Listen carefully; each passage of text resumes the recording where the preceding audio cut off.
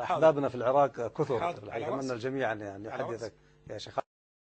السلام عليكم ورحمة الله. عليكم السلام ورحمة الله وبركاته. أهلا وسهلا أخ عبد الكريم من العراق، تفضل. تحية لك أخي الفاضل وتحية للشيخ الزغبي محمد حفظك الله. اسمحوا لي، أنا بصراحة يعني منذ زمن أحاول أن أتصل بكم ولا أستطيع، والآن قدر الله عز وجل. يا إخوة تفضل. أنا من بغداد.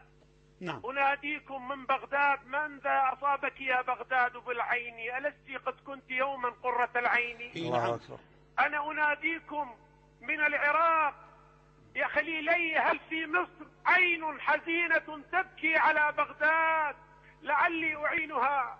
يا شيخ محمد، نعم. أنا كنت معتقلا عند آلاف من أهل السنة رجالا ونساء، وحملوني أمانة، قالوا لو نفد من أهل الإسلام من ينصرنا استنجد بروسيا، استنجد بأي إنسان ينقذنا. حملت نساؤنا سفاحا في السجون، قتل أهل السنة ومحمدا ونبيا، حرقت اللحى يا شيخ، وضع في أدبار الشيوخ.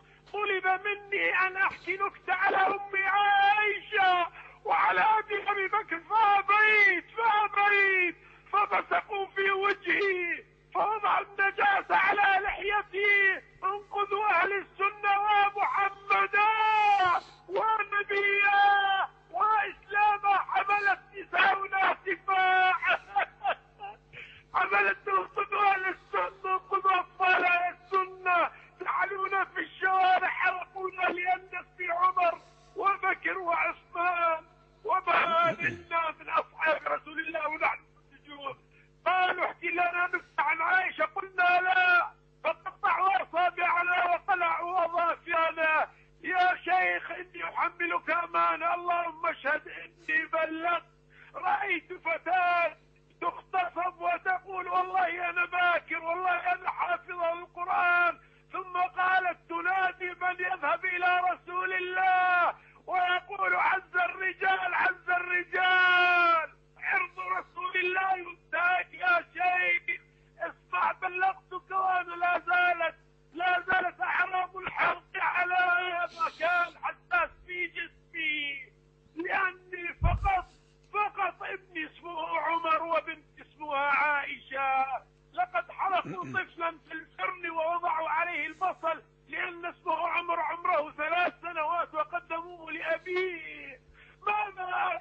اللهم اشهد، اللهم انقذنا. هل من مغيث؟ أما من معتصم يغيث؟ أما من ابن تيمية معكم الله أخي عبد الكريم، نسأل الله جلت قدرته أن ينصركم على أعدائكم، وأن يعيد للعراق عزها وكرامتها ولأهل العراق. اصبروا وصابروا، فالله معكم، الله معكم، الله معكم، نحن جميعا معكم. كل الذي نملكه على هذا المنبر أن نقول كلمة الحق، وأن ندعو عامة المسلمين أن يرفعوا أيديهم للسماء، للعظيم للقادر على كل شيء أن ينصركم بإذن الله. نسأل الله ذلك. اصبروا وصابروا وأنتم إلى خير بإذن الله. قلوبنا معكم، حفظك الله يا أخي عبد الكريم. الذين أخرجوا من ديارهم بغير حق إلا أن يقولوا ربنا الله، ولولا دفع الله الناس بعضهم ببعض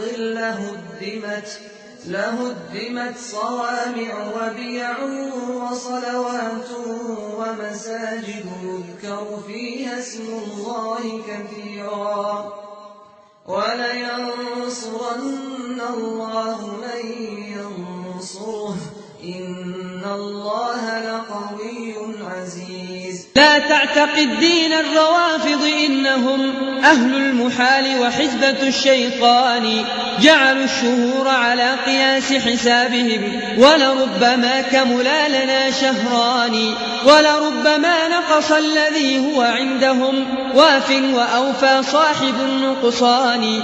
إن الروافض شر من وطئ الحصى من كل إنس ناطق أو جاني، مدحوا النبي وخونوا أصحابه ورموهم بالظلم والعدوان، حبوا قرابته وسبوا صحبه، جدلان عند الله منتقضان. فكأنما آل النبي وصحبه روح يضم جميعها جسدان، فئتان عقدهما شريعة أحمد بأبي وأمي ذلك الفئتان، فئتان سالكتان في سبل الهدى وهما بدين الله قائمتان.